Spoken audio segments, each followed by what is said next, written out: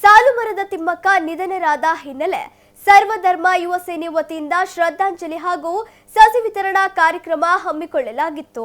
ದಾವಣಗೆರೆ ನಗರದ ಜಯದೇವ ವೃತ್ತದಲ್ಲಿ ಹಮ್ಮಿಕೊಂಡಿದ್ದ ಕಾರ್ಯಕ್ರಮದಲ್ಲಿ ಸಾಲುಮರದ ತಿಮ್ಮಕ್ಕನವರ ಭಾವಚಿತ್ರಕ್ಕೆ ಪುಷ್ಪ ನಮನ ಸಲ್ಲಿಸಿದ ಸರ್ವಧರ್ಮ ಯುವ ಸೇನೆಯ ಕಾರ್ಯಕರ್ತರು ಮೌನಾಚರಣೆ ನಡೆಸಿದರು. ನಂತರ ಸಾಲುಮರದ ತಿಮ್ಮಕ್ಕನವರು 114 ವರ್ಷಗಳು ಬದುಕಿದ್ದು, ಈ ಹಿನ್ನೆಲೆಯಲ್ಲಿ ಸಾರ್ವಜನಿಕರಿಗೆ 1114 ಸಸಿಗಳನ್ನು ವಿತರಣೆ ಮಾಡಿದರು. ನಂತರ ಸರ್ವಧರ್ಮ ಯುವ ಸೇನೆಯ ಸಂಸ್ಥಾಪಕ ರಾಜ್ಯಾಧ್ಯಕ್ಷ ಎಚ್.ಎಸ್. ದೊಡ್ಡೇಶ್ ಮಾತನಾಡಿ, ಪರಿಸರ ಉಳಿವಿಗೆ ಸಾಲುಮರದ ತಿಮ್ಮಕ್ಕನವರ ಕೊಡುಗೆ ಅಪಾರ. ತಮಗೆ ಮಕ್ಕಳಿಲ್ಲದಕ್ಕೆ ನಿರಾಶರಾಗದೆ ರಸ್ತೆಯಲ್ಲಿ 4 ಕಿಲೋಮೀಟರ್ ಉದ್ದ 385 ಆಲದ ಮರಗಳನ್ನು ನೆಟ್ಟು ಅವುಗಳನ್ನು ತಮ್ಮ ಮಕ್ಕಳಂತೆ ಪೋಷಿಸಿದರು.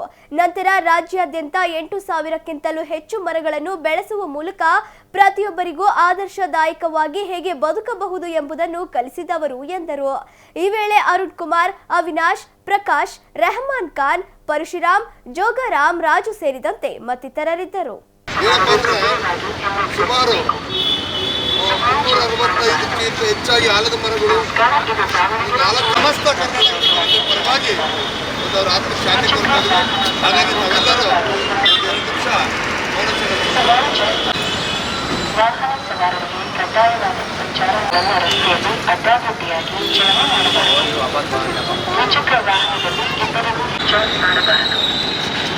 ನಮಸ್ಕಾರ, ಇದು ದಾವಣಗೆರೆ ಜಿಲ್ಲಾ ವಾಹನ ಸವಾರರು ಕಡ್ಡಾಯವಾಗಿ ಡ್ರೈವಿಂಗ್ ಲೈಸೆನ್ಸ್ ಹೊಂದಬೇಕು. ಏಕಮುಖ ಸಂಚಾರದಲ್ಲಿ ವಾಹನವನ್ನು ಚಲಾಯಿಸಬಾರದು.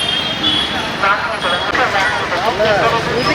ಸಂಚರಿಸಬಾರದು. ವಾಹನವು ಅಪಾಯಕರ ಮತ್ತು ವೇಗವಾಗಿ ಮುಂದುವರಿಸಬೇಕು.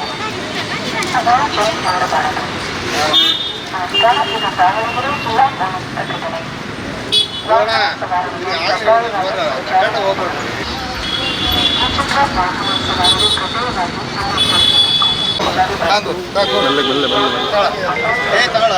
ಕೊಡ್ರಿ ಆ ಕಡೆ ಕೊಟ್ಬಿಡಿ.